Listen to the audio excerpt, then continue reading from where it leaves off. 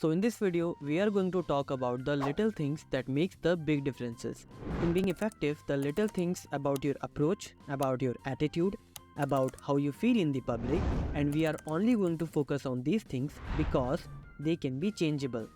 Hello friends, I hope you are doing very well in your life and welcome to our video.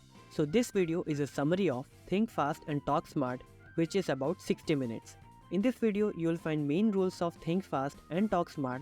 If you are interested in participating in the activities, then you can check out the video, link is in description. In this video, we are only going to talk about spontaneous speaking instead of scripted speaking. Spontaneous speaking is more common than anything, like introducing yourself to others or a friend or to a stranger, taking a feedback and doing a Q&A session. The very first thing that we face in our every speaking situation, no matter how many people are around, is anxiety. And when we feel anxiety, what we do? We try to overcome from it. We need to learn and understand that we have to manage our anxiety. Yes, don't control it, just manage your anxiety. If you are speaking in front of people and you are feeling anxious, so how could you manage your anxiety? By simply greeting your anxiety. Just take a deep breath and say to the people around you, "This is me feeling anxious." Or you can take a walk before going to speak in front of public. In any conversation, the first thing we can do is hear. In conversation, we used to think, what should we say next instead of listening to others? This is a minus point. You see yourself as a performer in your conversation. So reframe your conversation. Don't see yourself as a performer, see as a conversationalist. Nobody is perfect, so don't go for the perfection in communication. Listen actively, be engaged, then give an honest statement. Second thing that we can use in our conversation is ask questions that get your audience involved. It can be polling, rhetorical, or as you do want to hear some information from him. Even in presentations, don't use bullet points. Use the questions that you are gonna answer. If that puts you in a conversational mode, just like Matt Abraham in his video. Third thing is use conversational language. Don't go like step 1, step 2, step 3.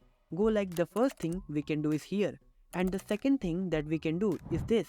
Using conversational language can also help you to manage your anxiety and help your audience to engage. And the final thing is we can be present oriented. If you don't want to be nervous, then just don't worry about the future consequences.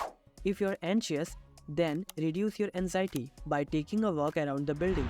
Listen your favorite song albums before going on the stage. Count backwards from 100, tough numbers like 97, 57, 23, 13 and 17 etc. Otherwise, you can use tongue twisters. By using it, you have to be present in the moment. Otherwise, you'll say it wrong. It's not only keeps you in the present moment, but also helps you to warm up your voice before going to speak. Some people just don't warm up their voice and keep saying the negative things to self, which is horrible for anybody.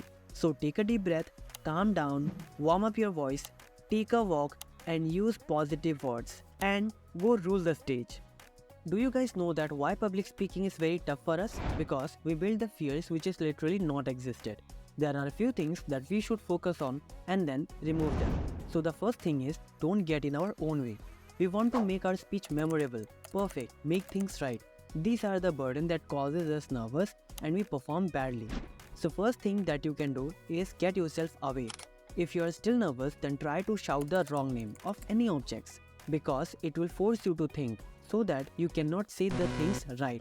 It will help you to keep in present. It's an activity, you can try it now. Secondly, try to be dull. Don't strive for the greatness. Allow yourself to be dull. If you do, one day you'll reach the greatness. Don't set your goal the greatness because if you do that, you are overanalyzed, overwhelmed, overstimulated. So don't do it. The first thing is get out of your own way and the second thing is dare to be dull. This is important, but the third one is more you need it. And third is reframe the situation as an opportunity. Don't try to see the spontaneous speaking as a challenge or a threat. See that as an opportunity. For example, if you are in a party with your friends, if someone tells you, "Hey, introduce your new friend with us," so don't see this thing as a challenge. See as an opportunity. Use yes and, don't use no but. If someone said, "I want to ask you a question," then don't say, "No, but we can do it later." Use yes and I would love to answer them. Whenever you are talking with someone, slow down and listen. You need to understand the demands and requirements to understand that you have to hear it out. So hear it out first in order to respond appropriately. Don't jump ahead to just give the answer. Secondly, tell a story. Every single person not interested in your talk is just interested in your story because story has a structure and the listener can relate with it. If you wanna remember your 10-digit phone number, it's hard, but if you divide it in structures like 3, 3, 4, it's easy. Structure 1, the problem, the solution and the benefit. Following through on it, this structure helps people to remember where you are going through it. As a speaker, remember it. Never lose your audience. If you want your audience to engage and listen, then first talk about the problem which the audience have. Then talk about the solution, because if you can't explain the problem to the audience which they have, they lost the interest. So first thing, discuss the problem, hook your audience. Now give the solution, because by discussing the problem, you have aroused an emotion and they will find a solution.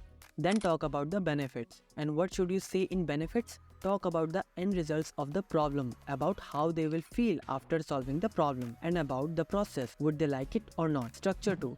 We want what, so what, now what. It means what it is, why it's important, now what's the next step. If you meet a person in a party, you want 3 answers to conversation, keep going with that guy. Who they are, why they are important, what we are gonna do next. In a spontaneous situation, we want 2 things, what to say it and how to say it. This structure will help you in your conversation. Okay, so thanks for watching. Please subscribe our YouTube channel. Also like the video, share the video and comment it. Is it worth it by watching the video or not? If you want to join the learning community, then you can must follow us on Instagram.